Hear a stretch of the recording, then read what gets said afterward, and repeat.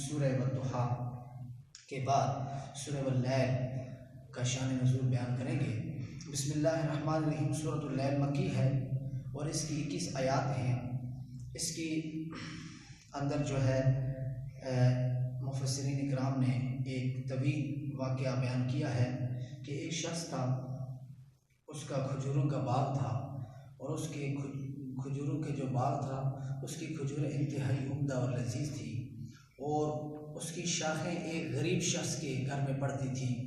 تو جب وہ کھجوریں اتارنے کے لیے آتا تو کھجوریں اتارتے وقت جو کھجوریں اس غریب شخص کے صحن میں گرتی تو اس کے بچے ان کو اٹھا لیتے اور کھاتے، اور یہ شخص اتر کر وہ منہ سے نکلوا لیتا۔ وہ شخص بارگاہ رسالت صلی اللہ علیہ وسلم میں چلا گیا اور اس شخص کی شکایت کی، تو آپ صلی اللہ علیہ وسلم نے کہا تم چلے جاؤ، میں آتا ہوں۔ آپ صلی اللہ علیہ وسلم اس کے باغ میں تشریف لے گئے اور آپ نے اس سے فرمایا کہ تم یہ کھجور مجھے دے دو، اللہ تعالیٰ تمہیں جنت میں اس کے بدلے میں کھجور کا ایک درخت عطا کرے گا۔ وہ کہنے لگا میں دے تو دیتا ہوں لیکن اس کھجور کی جو لذت ہے وہ کسی اور کھجوروں کی لذت نہیں ہو سکتی۔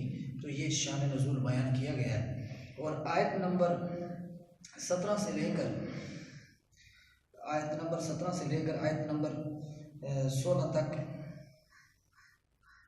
جو ہے اللہ سبحانہ و تعالیٰ نے قرآن مجید کے اندر حضرت سیدنا ابوبکر صدیق کی شان میں یہ آیت نازل فرمائی، وَسَيُجَنَّبُهَا الْأَتْقَى الَّذِي يُؤْتِي مَالَهُ يَتَزَكَّى وَمَا لِأَحَدٍ عِندَهُ مِن نِّعْمَةٍ تُجْزَى إِلَّا ابْتِغَاءَ وَجْهِ رَبِّهِ الْأَعْلَى وَلَسَوْفَ يَرْضَىٰ۔ اس حوالے سے ابن جریر سے مروی ہے کہ یہ آیتیں سیدنا ابوبکر صدیق رضی اللہ عنہ کے بارے میں نازل ہوئی ہیں۔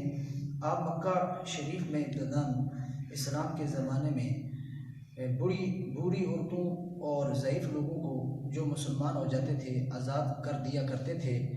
اس پر ایک مرتبہ آپ کے والد ابو قحافہ نے، جو اب تک مسلمان نہیں ہوئے تھے، کہا کہ بیٹا تم جوان لوگوں کو خرید کر کیوں نہیں آزاد کرتے جو تمہیں کام بھی آئیں؟ کمزور لوگوں کو آزاد کرنے میں تو کوئی فائدہ نہیں ہے، یہ کل آپ کے کام نہیں آئیں گے۔ اس پہ اللہ سبحانہ و تعالیٰ نے یہ آیت نازل فرمائی کہ سیدنا ابوبکر صدیق کی کوشش فقط اللہ کی خوشنودی اور اس کی رضا کے لیے ہے، وہ کسی بھی ناموری کے محتاج نہیں ہے، خواہش مند نہیں ہے۔ وہ یہ نہیں چاہتے کہ مجھے لوگ سخی کہیں، دریا دل کہیں، مالدار کہیں، بلکہ وہ فقط اللہ کی خوشنودی اور اس کی رضا کے لیے عمل کرتے ہیں۔ اس پہ اللہ سبحانہ و تعالیٰ نے فرمایا کہ عنقریب اللہ بھی ان کو خوش کر دے گا۔ اللہ تعالیٰ سے دعا ہے ہمیں قرآن سمجھنے کی توفیق عطا فرمائے، اور اللہ سبحانہ و تعالیٰ امت محمدیہ کو اس ہدایت کے نسخے سے فیض یاب ہونے کی توفیق عطا فرمائے۔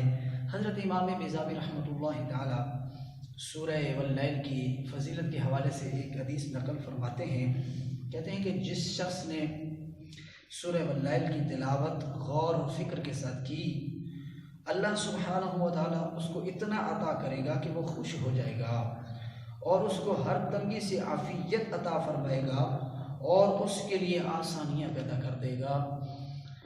علم و حکمت کی ضیاء عام کر کے چلو، علم و حکمت کی ضیاء عام کر کے چلو، ہو سکے تو دین کا کوئی کام کر کے چلو۔ وما توفیقی